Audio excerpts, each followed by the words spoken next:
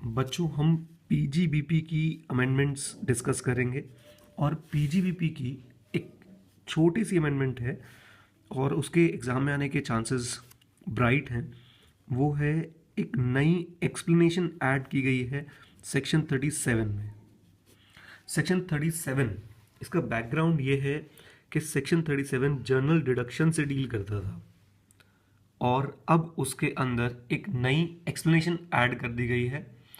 पहले उसकी सिर्फ एक ही एक्सप्लेनेशन होती थी, उसका कोई नंबर नहीं होता था, उसको बोला जाता था एक्सप्लेनेशन टू सेक्शन 37।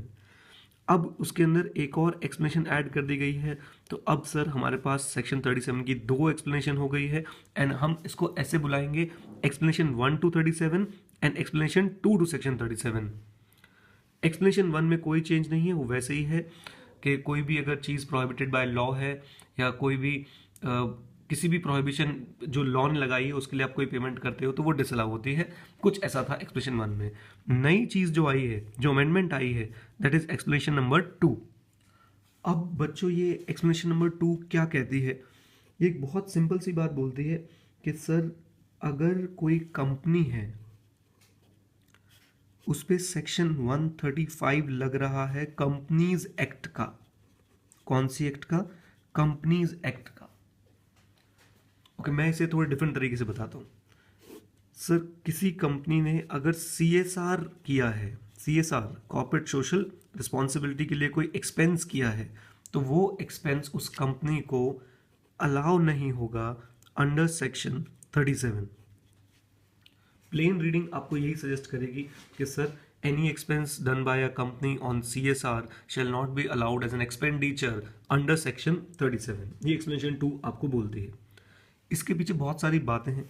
अब सर ये सीएसआर एक्सपेंस क्या होता है? कंपनीज एक्ट 2013 का एक सेक्शन है, सेक्शन 135। वहां पे है, उस सेक्शन का नाम अगर मैं बताऊं तो that is mandatory CSR obligation. Please एक बार रिपीट करें मेरे साथ, मैंडेटरी सीएसआर ऑब्लिगेशंस। ये है उस सेक्शन की हेडिंग कि सर कुछ ऐसी ऑब्लिगेशन जो मैंडेटरीली करनी ही करनी है कुछ कंपनीज ने। वहां पे 3 क्राइटेरिया दे रखे हैं, नेटवर्थ क्राइटेरिया, टर्नओवर क्राइटेरिया और नेट प्रॉफिट क्राइटेरिया। 3 बेसिस हैं कि आपको मैंडेटरी सीएसआर करनी है। जैसे अगर किसी कंपनी की नेटवर्थ है 500 करोड़ और मोर और टर्नओवर है 1000 करोड़ और मोर और नेट प्रॉफिट है 5 करोड़ एंड मोर, तो सर उस कंपनी को सीएसआर पे कुछ ना कुछ एक्सपेंस करना ही करना है। और वो कुछ ना कुछ एक्सपेंस कितना है? That is 2% of its average net profits. 2% of its average net profit, इतना खर्चा उस कंपनी को करना है सीएसआर पे, कॉर्पोरेट सोशल रिस्पॉन्सिबिलिटी पे। एवरेज नॉट नेट प्रॉफिट जो हम लेंगे वो लेंगे इमीडिएटली 3 प्रिसीडिंग फाइनेंशियल ईयर के, इमीडिएटली 3 प्रिसीडिंग फाइनेंशियल ईयर के। इनके हमें नेट प्रॉफिट निकालने हैं और इसका हमें एवरेज निकालना है और उसका 2% हमने सीएसआर में स्पेंड करना है।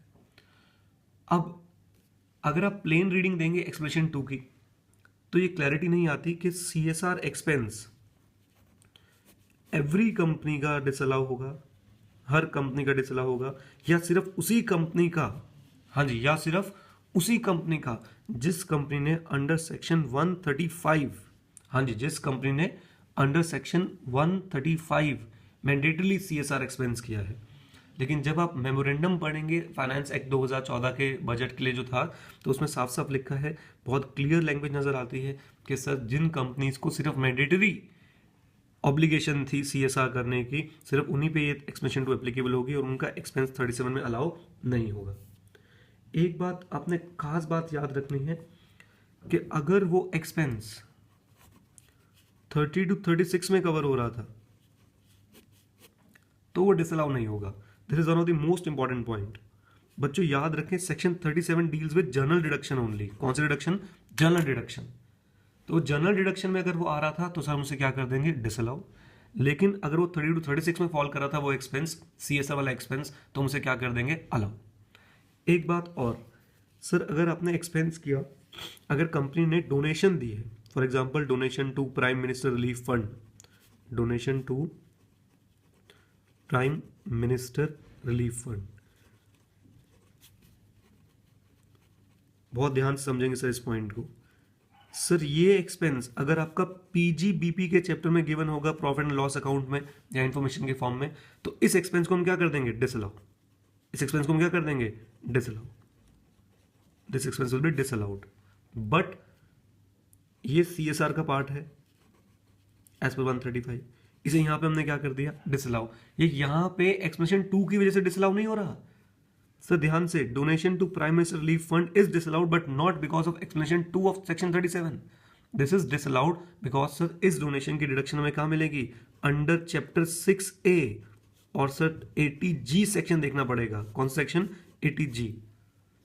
यहां पे जो हमने डिस्कशन किया मोस्ट इंपॉर्टेंट सर, ये जो डिसअलाउंस नया आया है एक्सप्लेनेशन 2 में, ये सिर्फ और सिर्फ सेक्शन 37 पे अप्लाई होता है।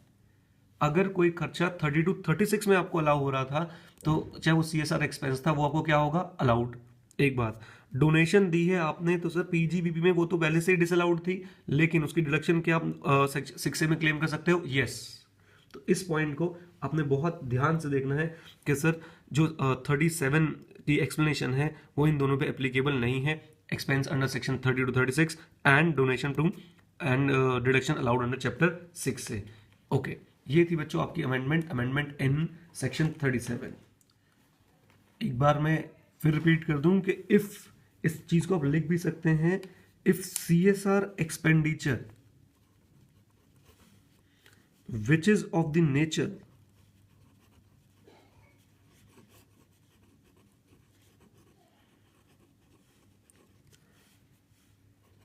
described in section 30 to 36 shall be allowed as deduction, shall be allowed as what, deduction, subject to conditions, subject to fulfillment of conditions।